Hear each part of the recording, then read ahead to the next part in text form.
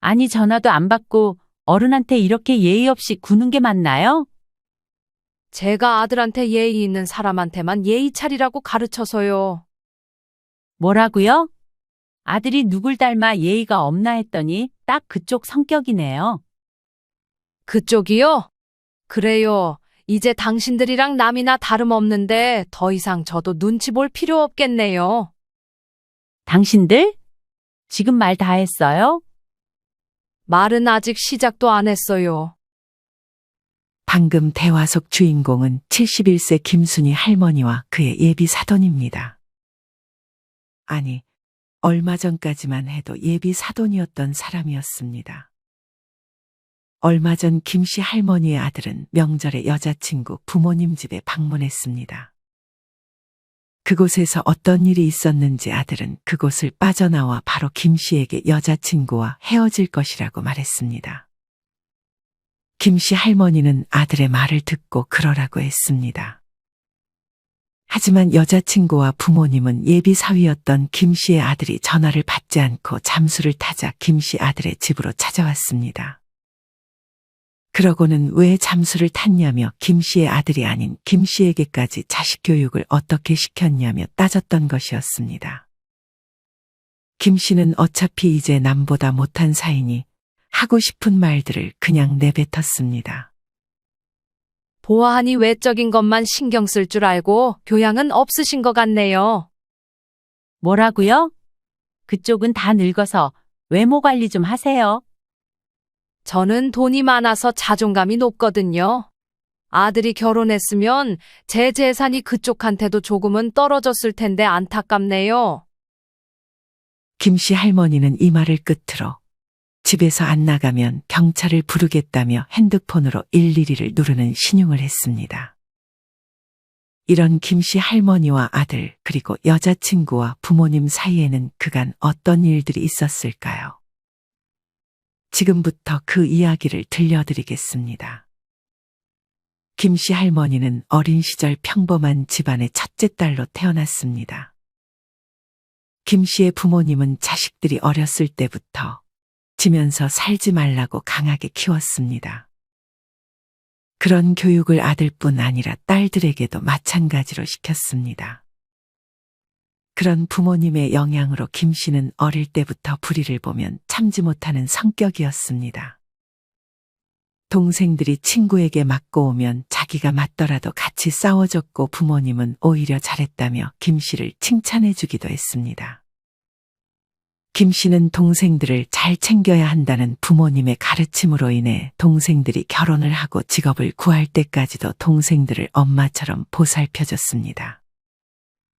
김씨의 어머니는 건강이 좋지 않았기 때문에 어릴 때부터 사실상 김씨가 엄마의 역할을 했습니다. 그러다 김씨의 어머니가 돌아가시기 전에 김씨를 중매로 결혼을 시켰습니다. 김씨의 어머니는 할 일을 끝마쳤다는 듯 김씨가 결혼을 하자마자 세상을 떠났습니다.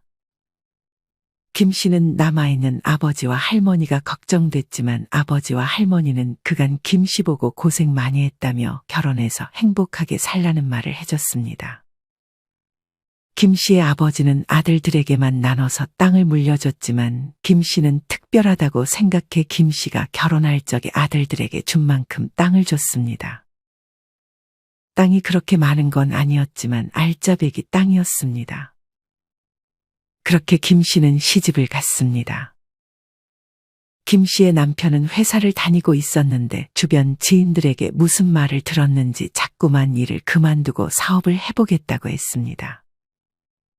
하지만 김씨가 보기에 남편은 별로 부지런하지 않고 문제가 생기면 그 문제를 외면해버리는 성격이었습니다. 김씨는 남편이 사업에 맞는 사람이 아니라고 생각해 남편이 일을 그만두지 못하게 했습니다. 남편은 왜 사업을 못하게 하냐며 김씨에게 성질을 냈습니다. 김씨는 이때도 성질을 죽이지 않고 남편보다도 언성을 높이며 남편이 회사를 그만두면 집을 나가버릴 것이라고 말했습니다. 남편은 그런 김씨의 기에 죽어 어느 순간 김씨의 말을 잘 들었습니다. 남편이 회사에 적응해 갈 때쯤 김씨는 아들 철훈을 낳았습니다. 김 씨는 아들이 성인이 되기 전까지 만약 아들이 친구들에게 맞고 오면 어떻게든 찾아가서 사과를 받아오는 성격이었습니다. 김 씨의 이런 불같은 성격은 아들이 성인이 되고 나서부터 조금씩 가라앉기 시작했습니다. 이맘쯤 남편은 김 씨의 말을 잘 들어 어느덧 회사에서 정년퇴직을 앞두고 있었고, 예전에 자기가 사업하겠다고 했을 때 막아준 아내에게 감사해하고 있었습니다. 이후 남편은 퇴직금을 받고 회사를 그만두었고 퇴직금을 어떻게 할지 김 씨에게 물었습니다. 김 씨는 안전한 게 제일 좋다며 퇴직연금을 신청하라 했습니다. 그렇게 김 씨와 남편은 김 씨가 물려받은 땅과 남편이 열심히 일하며 모았던 적금과 퇴직연금 그리고 국민연금까지 꽤 풍족한 노후를 보낼 수 있었습니다. 김 씨는 남편이 어디서 이상한 정보를 듣고 오면 쓸데없는 소리 하지 말라며 자신들이 가지고 있던 돈을 투자하지 않았고 그런 김 씨의 치밀한 성격 덕에 사기도 당하지 않을 수 있었습니다. 시간이 흘러 아들은 어느덧 취직을 하고 5년 만난 여자친구와 결혼을 할 것이라는 말을 부모님에게 전했습니다. 아들은 며느리와 함께 식사를 제안했고 그때 본 며느리는 아주 착하고 예뻤습니다. 김 씨는 아들이 여자를 잘 본 것 같다며 아들의 안목을 칭찬했습니다. 그러던 어느 날 길을 가다 우연히 아들과 예비 며느리, 예비 사돈처럼 보이는 분들이 맞은편에서 다가오고 있었습니다. 김 씨는 그냥 무시할 수 없어 먼저 인사를 건넸습니다. 이들은 옷가게에서 쇼핑을 하고 나온 듯 했습니다. 상견례 전에 우연히 마주친 거라 그 자리에서 간단히 소개를 했습니다. 안녕하세요. 철훈이 엄마 되는 사람입니다. 아이고, 사돈이시군요. 저는 여기 도희 엄마예요. 쇼핑 나오셨나 봐요. 아니요. 그냥 심심해서 시내 구경 나왔어요.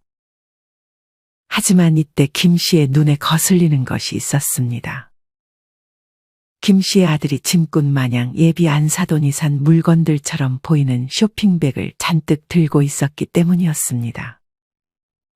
철훈아, 너 지금 들고 있는 것들 다 네 거야?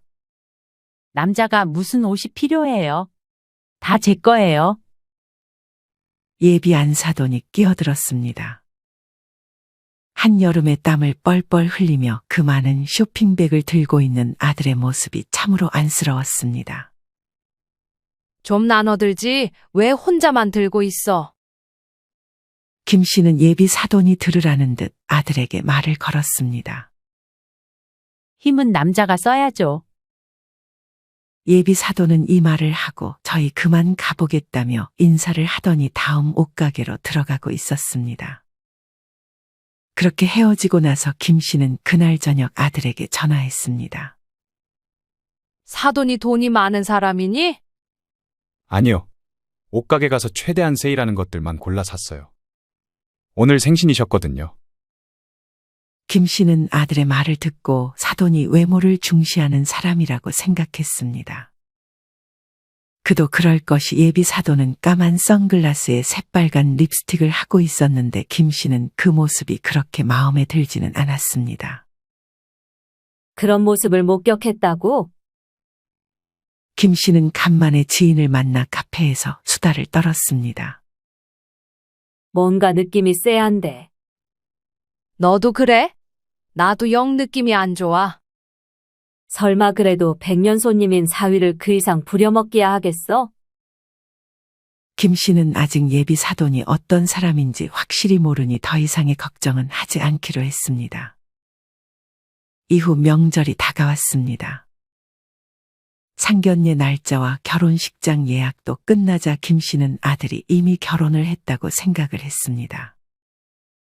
그리고 이는 예비 사돈도 마찬가지였습니다. 김 씨의 아들은 결혼 전 김 씨의 집을 자주 방문했습니다. 결혼하면 많이 못 올 수도 있어서 자주 좀 와 있으려고요.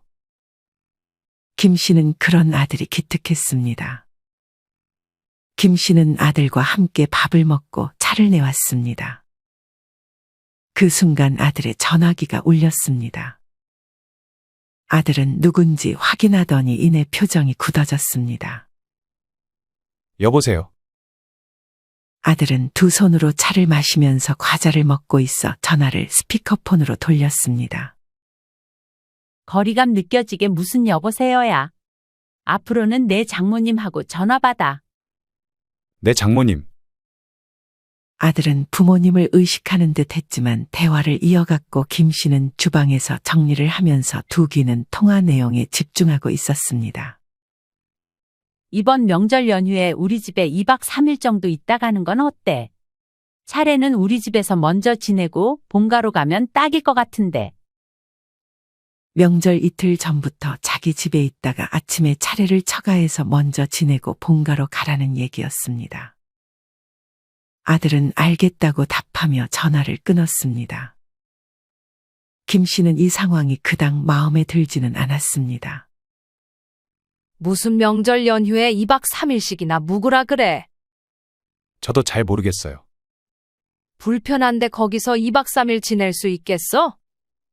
그렇다고 안 하겠다고 할 수는 없잖아요. 아들은 그렇게 명절 이틀 전부터 여자친구 부모님 댁에서 지내기 시작했습니다. 하지만 3일째 되던 명절 이른 아침부터 아들은 김 씨의 집을 찾아왔습니다. 김 씨는 아들을 보고 놀랐습니다. 너 거기서 차례 지내고 온다고 하지 않았어? 문 앞에 서 있는 아들의 표정은 별로 좋지 않았습니다. 저 파혼하려고요, 엄마. 김 씨는 아들의 말에 당황했습니다. 그러고는 아들을 일단 들어오라고 말했습니다. 김 씨는 아들을 거실에 앉히고 물었습니다. 갑자기 왜 그러는데? 무슨 일 있었어? 아들은 엄마가 건네준 차를 한 모금 마시더니 명절 연휴에 처가에서 있었던 일을 하나씩 말해주기 시작했습니다. 아들이 처음 여자친구 부모님 댁에 들어갔을 때 예비장인 장모를 비롯해 여자친구의 이모들이 많았습니다. 예비 사위가 들어가면 반겨줄 법도 했지만 그 안에 있던 사람들은 왠지 예비 사위를 테스트하려는 느낌을 줬습니다.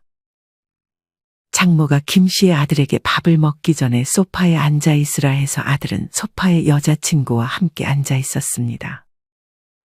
주방에서는 예비 장인어른이 요리를 하고 있었고 장모와 이모들은 김 씨의 아들 주변을 둘러싸 이것저것 캐묻기 시작했습니다. 그중 이모 한 명이 먼저 입을 뗐습니다. 그래서 결혼하면 집은 어디에 살 거야? 그래도 서울에는 살아야지.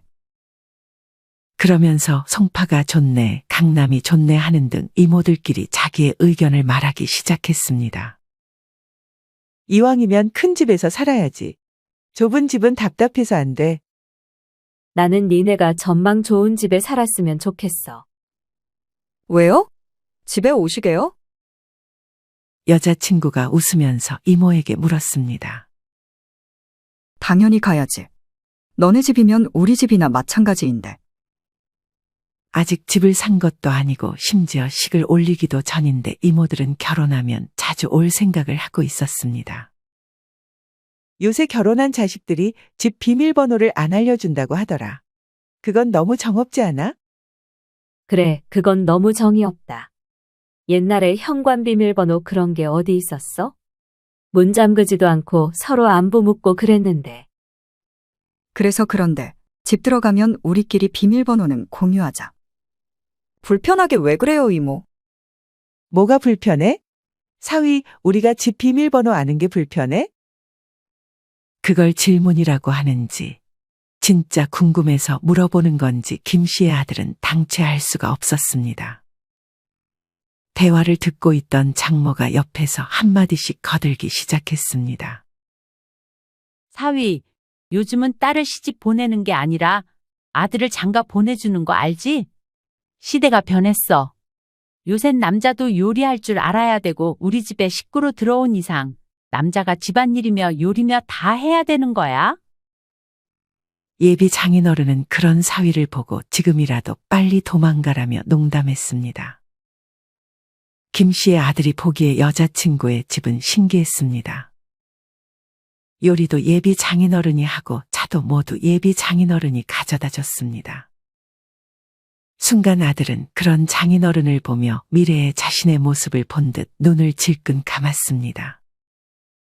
이전에 여자친구와 대화를 하며 얼핏 자기네 집은 남자가 여자처럼 해야 한다고 했는데 그때는 크게 그 말에 귀를 기울이지 않았습니다. 자기 남동생들 있다고 하지 않았어? 한 명은 군대 가고 한 명은 독립했어. 도망간 거지. 너무 집안일 시키고 요리 시키고 하니까.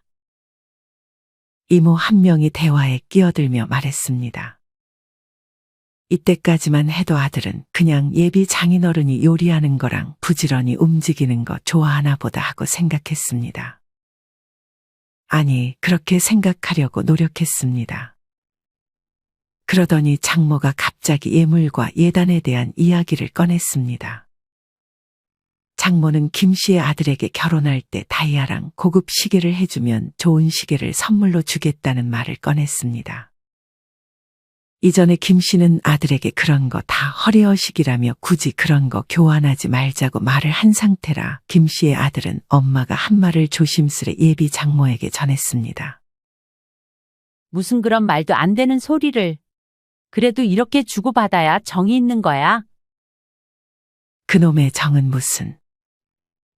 누가 봐도 신랑 측에서 더 많이 받고자 하는 장모의 모습에 김 씨의 아들은 이때부터 뭔가 쎄한 느낌이 들기 시작했습니다.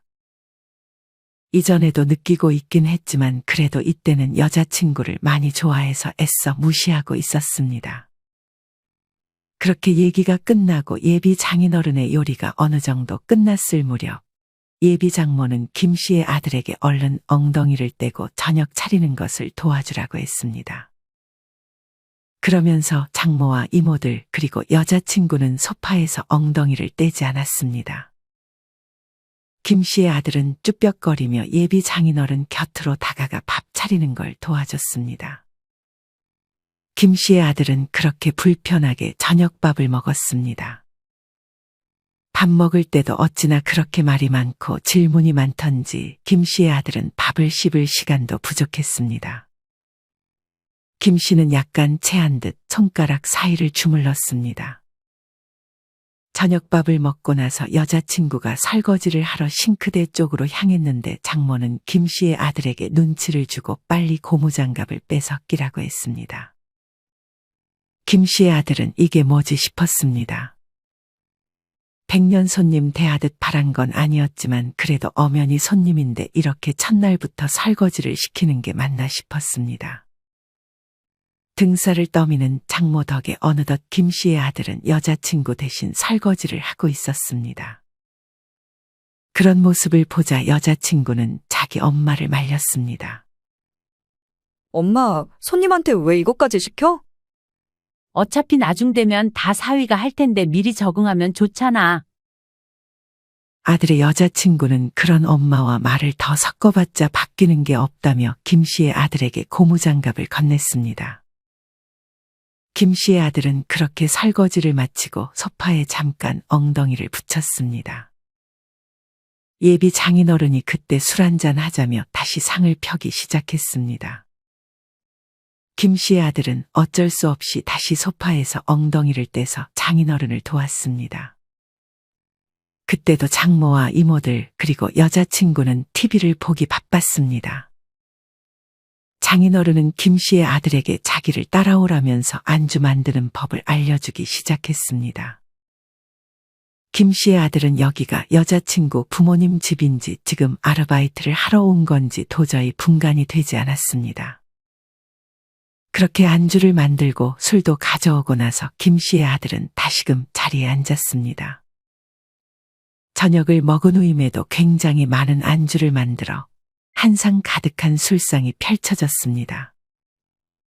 역시 형부 솜씨가 대단하다니까. 우리 사위는 요리를 좀 하나? 자취를 하며 어느 정도 요리를 할 줄 알았던 아들은 왠지 요리를 잘한다고 말하면 자꾸 부려먹으려 할까봐 요리를 못하는 척했습니다. 그러자 옆에 있던 여자친구가 김 씨의 아들 보고 요리를 잘한다며 엄지까지 치켜 세웠습니다. 그래? 그럼 이제 형부 대신 사위가 이 집 요리 담당하면 되겠네. 김 씨의 아들은 땀을 삐질 흘렸습니다. 김 씨의 아들은 여자친구에게 기대고 싶었지만 여자친구는 김 씨의 아들을 보호해주지 못했습니다. 어차피 말해봐야 엄마와 이모들의 고집을 꺾을 수 없다는 것을 알고 체념한 듯 보이기도 했습니다. 그렇게 술이 한 잔 두 잔 들어가고 취한 이모들은 먼저 방으로 들어갔습니다. 여자친구도 방으로 들어갔고 김 씨의 아들도 여자친구를 따라 들어가려고 했지만 장인어른과 장모가 김 씨 아들의 팔을 붙잡았습니다. 이건 다 치우고 자야지. 김 씨의 아들은 그런 장모의 말에 순간 너무 화가 났지만 참았습니다.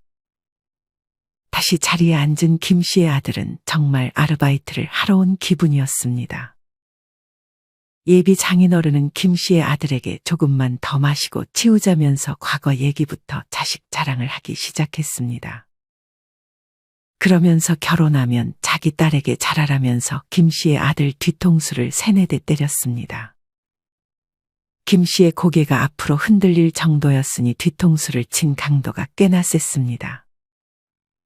장모는 그런 김 씨의 아들을 보면서 웃었습니다. 그러면서 장인어른이 많이 취한 것 같다며 얼른 들어가자고 하며 자기들끼리 방으로 들어갔습니다. 장모는 방으로 들어가면서 김 씨의 아들에게 상을 싹 치우라고 한 번 더 말해서 김 씨의 아들은 혼자 상을 치웠습니다. 뭘 그리 지저분하게도 먹었는지 치워도 끝이 없게 느껴졌습니다. 그렇게 치우면서 김 씨는 방금 마셨던 술들이 확 깨는 느낌을 받았습니다. 김 씨의 아들은 순간 이 집을 빠져나가고 싶었습니다. 김 씨의 아들은 그런 충동을 참고 일단 잠을 청했습니다. 여자친구의 방으로 들어가려 했지만 문이 잠겨 있어 김 씨의 아들은 거실 소파에서 잠을 청했습니다. 김 씨의 아들은 익숙한 곳이 아니면 잠을 잘 자지 못해 잠을 설치다 늦은 새벽 겨우 잠에 들었습니다. 다음 날 누군가 김 씨의 아들을 깨웠습니다. 다름 아닌 장모였습니다. 장모는 김 씨 아들의 팔을 세게 흔들며 얼른 일어나라고 했습니다. 조심히 깨우는 것도 아니고 마치 군대 후임을 깨우듯 강하게 팔을 흔들어 김 씨의 아들은 순간 장모를 노려봤습니다. 지금 시간이 몇 시인데 아직도 자고 있어? 남자가 부지런해야지. 김 씨의 아들은 찌뿌둥한 몸을 일으키며 눈을 비볐습니다. 그리고 다시금 여자친구 부모님 집에 와 있다는 걸 실감했습니다. 김 씨의 아들이 일어나자마자 장인어른이 방에서 나오더니 자기를 사우나에 좀 태워달라고 말했습니다. 그냥 걸어가요, 아빠. 바로 요 앞인데 무슨 차를 타고 갈라 그래요. 사위가 있는데 왜 굳이 힘들게 걸어가? 여자친구는 딱 한마디만 하고 더 이상은 그런 아빠를 말리지 않았습니다. 김 씨의 아들은 그렇게 세수도 못하고 장인어른을 가까운 사우나에 내려주고 다시 돌아왔습니다. 장인어른은 이따 전화하면 데리러 오라고까지 말했습니다. 김 씨의 아들은 차에서 좀 쉬다가 다시 여자친구 부모님 집으로 향했습니다. 별로 열고 싶지 않았던 문을 다시 열고 김 씨의 아들은 소파로 향했습니다. 그 사이 장모와 이모들 그리고 여자친구는 아침을 간단히 먹고 있었습니다. 왜 이렇게 늦었냐며 장모는 김 씨의 아들에게 얼른 밥 먹으라고 했습니다. 반찬들은 자기들이 다 먹었는지 밥과 국만 덩그러니 남아 있었습니다. 김 씨의 아들은 입맛도 별로 없어 몇 입 먹고 숟가락을 내려놓았는데 장모는 부지런히 움직이라며 다시금 잔소리를 해대기 시작했습니다. 장모와 이모들은 명절 음식을 할 준비를 하고 있었습니다. 김 씨의 아들은 설마 음식까지 자기 보고 하라고 하지는 않겠지 생각했습니다. 다행히 준비를 자기들끼리 하는 것을 보니 요리는 장모와 이모들이 할 것 같았습니다. 하지만 장모와 이모들의 역할은 딱 거기까지였습니다. 장모는 소파에 앉아있던 김 씨의 아들을 이내 부르더니 앞치마를 두르라고 했습니다. 아들의 여자친구는 그냥 자기 시키라고 했지만 장모는 나중에 어차피 다 해야 된다면서 김 씨의 아들에게 뒤집기를 건넸습니다. 그러더니 할 게 많다며 얼른 전을 부치라고 했습니다. 에어컨이라도 틀어줬으면 했지만 자기들 춥다고 에어컨을 틀지도 않고 김 씨의 아들은 그렇게 땀을 흘리며 전을 부치기 시작했습니다. 그러면서 옆에서 어찌나 잔소리들이 많은지 김 씨의 아들은 점점 화가 쌓이고 있었습니다. 김 씨의 아들은 전화기를 소파에 놓고 왔는데 전화기가 계속 울리자 여자친구가 핸드폰을 건넸습니다. 핸드폰을 보니 장인어른의 부재 중 전화가 많이 와 있었습니다. 김 씨의 아들이 전화를 받자마자 장인어른은 화를 내기 시작했습니다. 전화도 안 받고 뭐해? 얼른 태우러 와. 김 씨의 아들은 알겠다고 답하며 장모에게 이 사실을 알렸습니다. 그러더니 장모는 걱정 말고 요리를 계속 하라고 했습니다.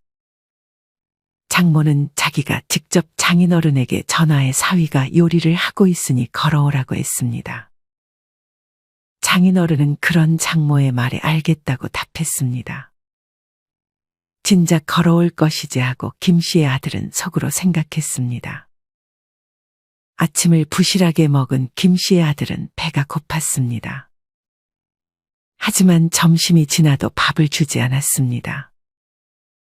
명절 음식을 다 만들고 나서야 밥을 먹자는 얘기가 나왔습니다. 그렇게 늦은 점심을 먹는데 요리하라고 부려먹었으면 좀 쉬게 할 법도 했지만 이번엔 이모들이 요리 솜씨 좀 보자며 김 씨의 아들에게 점심을 차려보라고 했습니다. 김 씨의 아들은 냉장고의 재료들로 그렇게 한 번 더 요리를 하기 시작했습니다.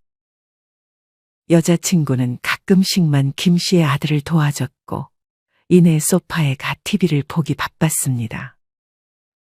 그렇게 요리를 만들고 상을 전부 김 씨의 아들이 차리는 동안 장모와 이모들은 바닥에서 엉덩이를 떼지 않았습니다. 여자친구는 숟가락을 놓는 정도만 도와줬습니다.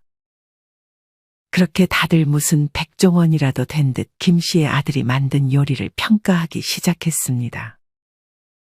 너무 짜다, 간이 안 맞다. 야채는 왜 이렇게 많이 넣었냐 하는 잔소리를 하면서도 김 씨의 아들이 만든 요리를 싹 비웠습니다.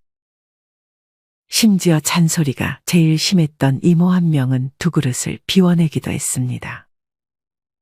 맛있는데 왜 그래요, 이모들? 여자친구는 김 씨의 아들이 만든 요리를 칭찬했습니다. 하지만 여자친구는 딱 그 정도만 도와줬습니다. 이후 다시금 상을 김 씨의 아들이 치우고 소파에 앉아 있는데 장모와 이모들이 첫날처럼 김 씨의 아들 주변에 둘러싸여 얘기하기 시작했습니다. 집은 웬만하면 여기 근처로 하는 게 낫지 않아? 어차피 언니가 사위 자주 부를 텐데 멀리서 오면 운전하느라 피곤하기만 하잖아. 저희 부모님 집 근처로 알아보고 있어요. 원래 결혼하면 남자 쪽은 신경 못 쓰고 여자 쪽을 더 챙겨야 맞는 거야.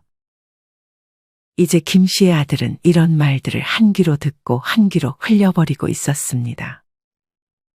하지만 이런 말들은 아무것도 아니었습니다. 장모는 경제권을 딸에게 주는 게 어떻겠냐며 김 씨의 아들에게 말했습니다.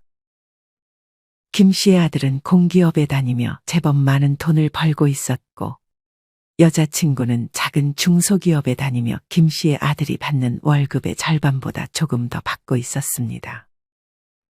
김 씨의 아들은 차마 그렇게 하겠다는 말이 나오지 않아 그저 웃어넘기려 했습니다. 여자들이 더 꼼꼼하게 잘 관리하잖아.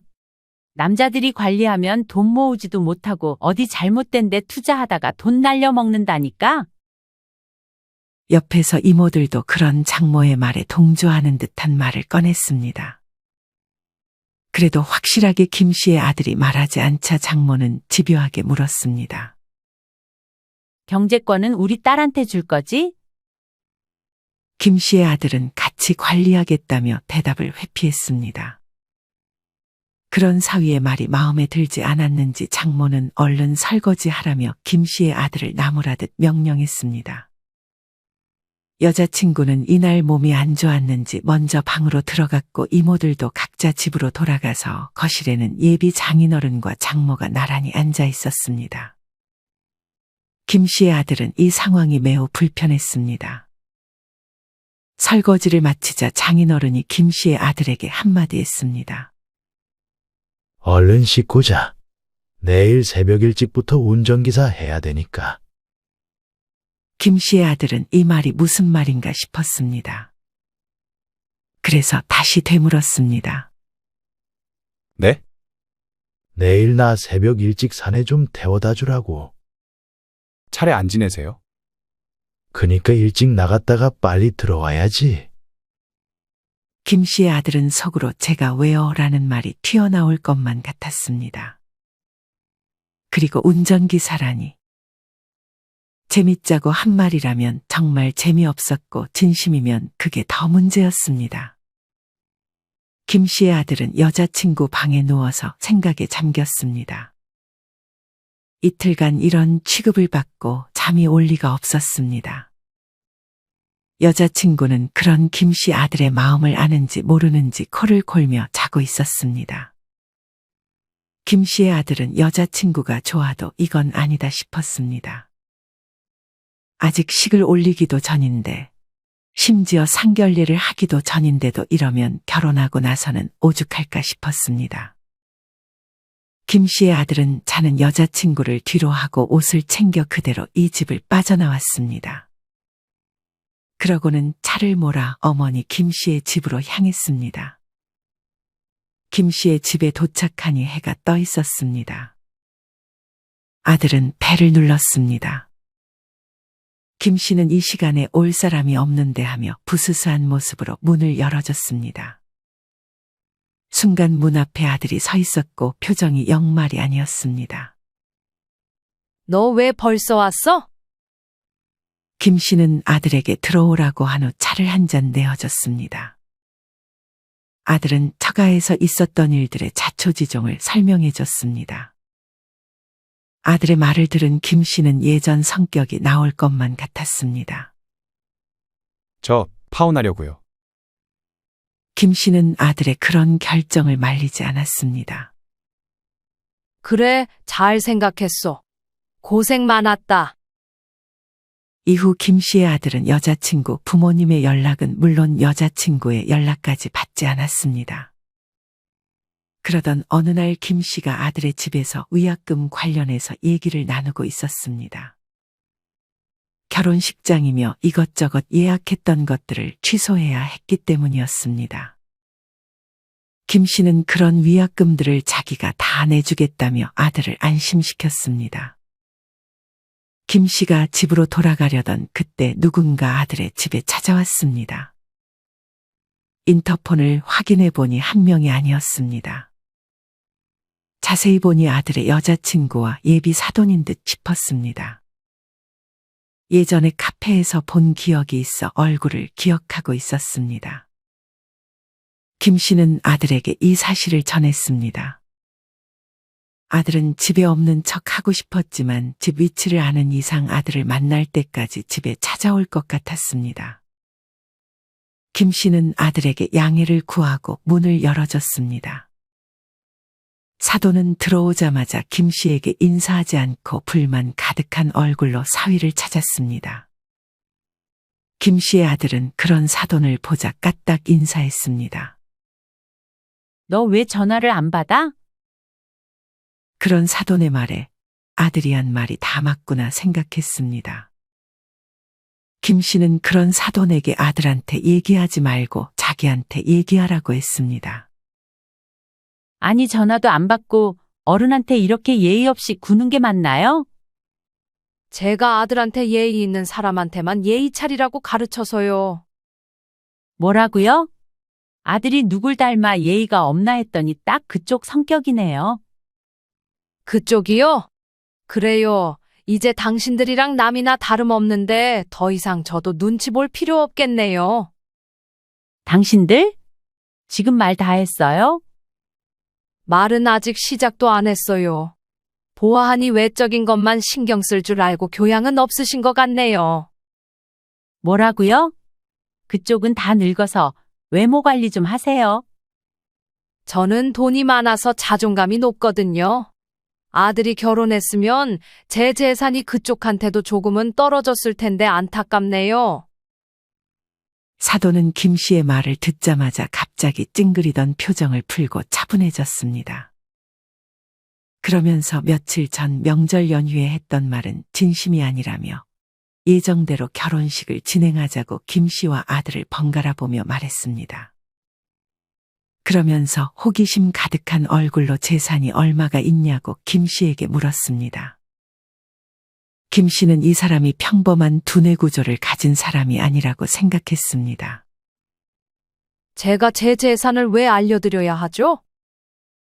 이후부터 예비 사돈은 자기 딸은 자기와 다르게 착하다며 아직 사위는 자기 딸을 많이 좋아한다며 어차피 자기들은 안 보고 살면 그만이니 결혼을 시키자고 자꾸만 졸라댔습니다. 예비 며느리는 옆에서 그냥 별말 하지 않고 주변 사람들을 번갈아 쳐다볼 뿐이었습니다. 김 씨의 아들은 속에 쌓인 게 많았는지 예비 장모에게 다가가 뭘 잘못했는지 하나하나 읊어주기 시작했습니다. 눈 동그랗게 뜨고 대드는 사위가 마음에 안 들었는지 사돈은 김 씨의 아들에게 손찌검을 하려고 손을 올렸습니다. 그 순간 김 씨가 예비 사돈의 뺨을 때렸습니다. 어디 나도 한 번도 손 찍어만 적 없는 귀한 남의 집 자식한테 손을 올려? 예비 사돈은 그대로 신발이 있는 쪽으로 넘어졌습니다. 며느리와 장인어른은 놀란 듯 벙쪄 있었고 김 씨는 당장 나가라며 경찰에 신고를 하겠다고 엄포를 내놓았습니다. 사돈은 이후 더 이상 아들의 집에 찾아오지 않았습니다. 아들은 여자친구에게 부모님과 연을 끊으면 만나주겠다고 했지만 결국 여자친구는 자기 부모님을 버릴 수 없다며 그렇게 아들과 헤어짐을 택했습니다. 아들도 착했던 여자친구와의 이별로 인해 몇 달간 힘들어했습니다. 하지만 자기가 했던 선택을 후회하진 않는 눈치였습니다. 김 씨는 아들에게 위로를 건넸지만 내심 뒤에서는 안도의 한숨을 내쉬었습니다. 여러분은 이런 김 씨와 아들의 이야기를 어떻게 들으셨나요? 물론 폭력은 좋지 않지만 아들이 당했던 것을 생각하면 김 씨가 사돈에게 돌려준 행동은 속이 시원하다고 느껴지기도 하는 것 같습니다. 여러분이 만약 오늘 이야기 속 주인공 김 씨였다면 저런 사람들과 사돈 관계를 맺을 수 있다고 생각하시나요? 아니면 아들이 여자친구를 좋아해도 반대를 하실 것 같으신가요? 여러분의 자유로운 생각들을 댓글로 남겨주세요. 이상으로 오늘의 영상을 마치겠습니다. 우리 모든 구독자분들의 행복한 여생을 응원합니다. 다음에 더 좋은 내용으로 찾아뵙겠습니다. 감사합니다.